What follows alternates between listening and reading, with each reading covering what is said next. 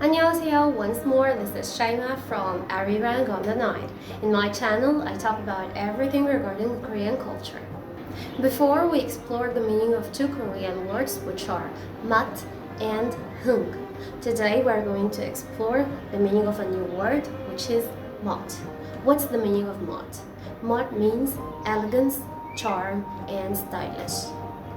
The iconic symbol of Korean mode is the hanbok. So let's talk about the hanbok. So, do you know what does the hanbok consist of? The hanbok was the most used Korean costume in the Joseon dynasty from 1392 until 1910. After this, the Western influence affected the clothes of the Korean community. Women's hanbok consists mainly of two parts. The upper part, the jacket, is called jeogori, and the lower part, the skirt, and it's called the chima.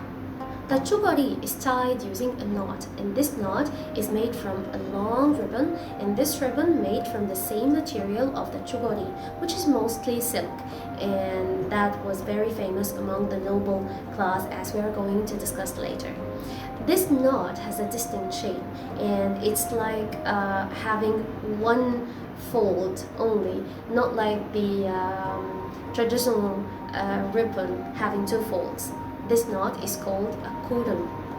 As for women, we have something called the dangi. Dangi is the same as jeogori, but it's longer in length with longer and more trailing sleeves, and it's more formal, so it's worn in the important occasions, official settings, and weddings.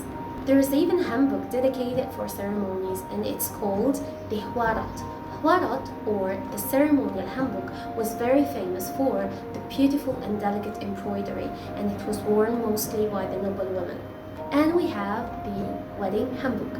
It mostly consists of red and blue chima with a matching jeogori, and this to symbolize fertility and harmony. You know what are these?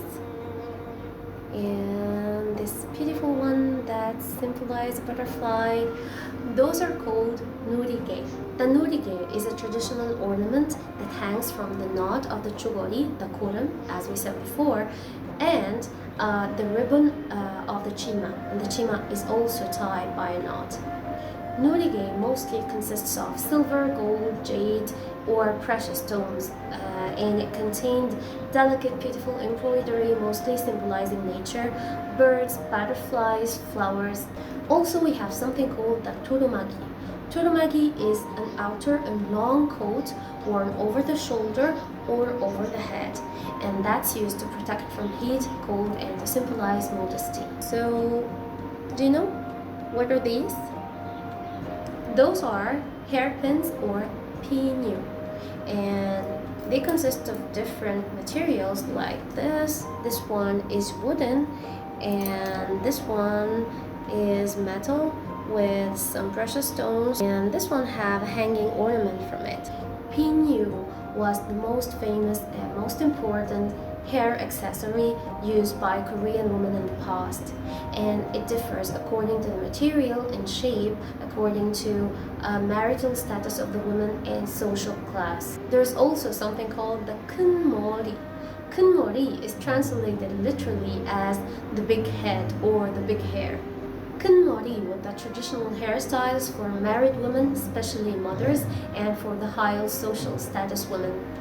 The 큰 머리 consists of the wig and something called the unjeomori. Unjeomori is a large braid that's wrapped around the head to give volume to the hair, and the accessories.